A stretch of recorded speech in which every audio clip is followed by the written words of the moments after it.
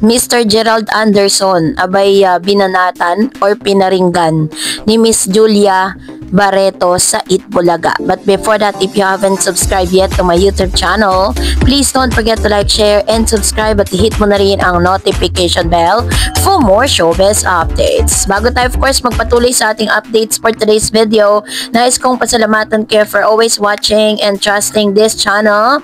Thank you so much sa inyong panonood at palagi ang pagsubaybay sa mga updates po natin. Maraming salamat po sa inyong panonood.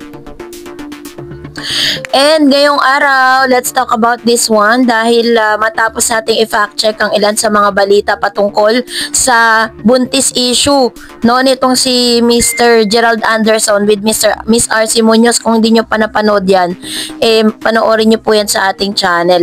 At this time, let's talk about this one dahil last May 24, 2025 ay nag-spark ang balita patungkol sa issue ng hiwalayan ni Gerald Anderson and Miss Julia Barreto. Hiwalay na nga ba sina Julia Barreto at Gerald Anderson? Napansin daw di umano kasi ng mga followers ng dalawa na hindi na sila magkasama sa mga larawan, videos na pinopost nila sa kanilang social media account kumpara noon na sa bawat okasyon ng kanilang pamilya, lalo na sa side ni Julia, ay laging kasama ang aktor. Unang pinansin ng IG post ni Julia noong April 19 na nasa ibang bansa siya na tila mag-isang nagtatravel dahil halos lahat ng larawan ay wala si Gerald. Gusto naming isiping ipinaalam ni Julia kay Gerald na gusto niyang subukan mag-travel sa sarili niya dahil may kasabihan na solo travel challenges women to become self-sufficient and make decision independently, leading to a stronger sense of self-worth and confidence in navigating unfamiliar places, making friends, etc. Pero mula lang dumating si Julia sa bansa ay wala ring post ang aktres na kasama niya ang boyfriend sa mga lugar na pinuntahan niya, tulad sa nakaraang kaarawan ng Mami Marjorie Barreto niya na ginanap sa resort nila sa Bulacan. Nabasa rin ang pagbati ni Gerald ng happy birthday tita with emoji heart, pero wala kaming nakitang ina-acknowledge si Marjorie. Ang aktor maging si Julia ay wala ring sagot. Very unusual ito dahil alam namin kapag may event sa pamilya ni Julia ay laging present itong si Gerald. At ngayong araw, pagkatapos nga pong itong si Julia Barreto ay isa sa mga host ng Eat Bulaga, guest co-host po siya, ay talagang pinapakanta po si Julia. At sa isang awit niya ngayon kung saan tila baga may pinaparinggan si Miss Julia, panoorin natin ito.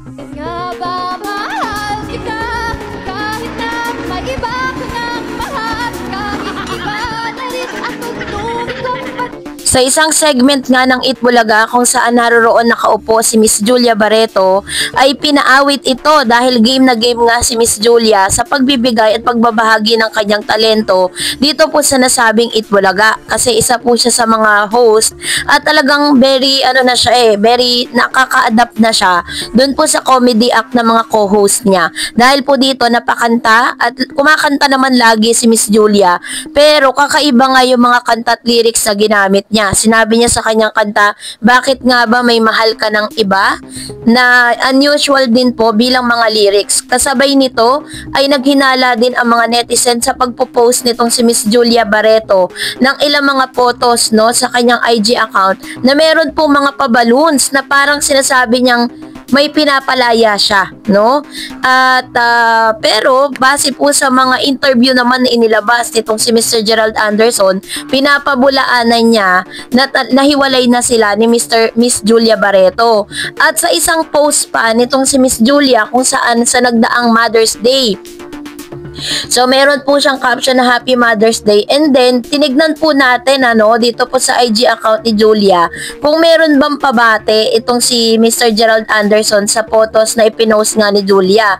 Pero base po dito ay wala po ni isang pabate mula kay Mr. Gerald Anderson na bagay na nagkukumpirma na meron ngang something na namamagitan or meron ngang hidwaan itong si Gerald at si Julia. Sinasabi tuloy ng mga showbiz insiders like Miss Christy Permin na ang mga sinasabi ni Mr. Gerald Anderson sa interview niya, it's just a parang damage control para hindi lang talaga masira ulit yung pangalan niya habang siya po ay nagpo-promote ng kanyang pinakabagong seryeng Scenes of the Father. Kasi syempre, alam nyo po sa mundo natin ngayon, lalo na sa social media, talagang meron pong tinatawag na cancel culture. Pag ikaw po ay inayawan ng mga netizen, talagang lahat yan, pati mga projects mo, endorsement mo, lahat po yan apektado. Kaya po yun ang ginagawa ngayon ni Mr. Gerald Anderson na sinasabi po ng ilan na parang inaalagaan ni Gerald, pinapaganda niya yung image niya sa publiko dahil ayaw niyang ma-cancel culture. Ganun po yung nangyayari. Kaso nga lang, dun po sa mga naganap, no, dito po sa pagkanta ni Miss Julia, binigyan po ni Julia ng hint yung mga netizen dahil po dun sa kinanta niya, no, grabe po yung yung pong mga naganap na yan. At talaga masasabi natin talaga na parang kinukumpirma sa pamamagitan ng awitin na yan na talagang meron nga silang hindi pagkakaunawaan.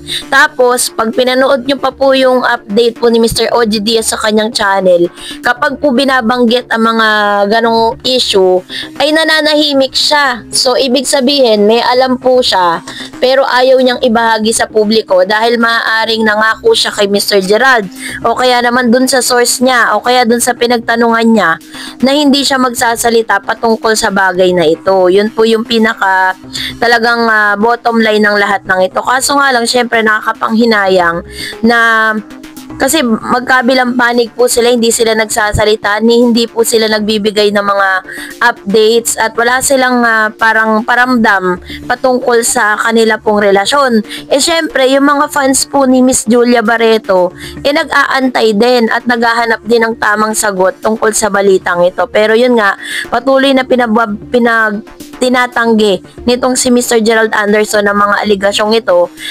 But ang tanong ng marami, bakit daw si Julia ay hindi nagsasalita at patuloy na nananahimik? Kasi sa pananahimik kasi ni Julia, dito po pumapasok yung hinala ng mga netizen na parang ito'y kasama dun sa kanilang napagkasunduan na bawal muna sila magsalita.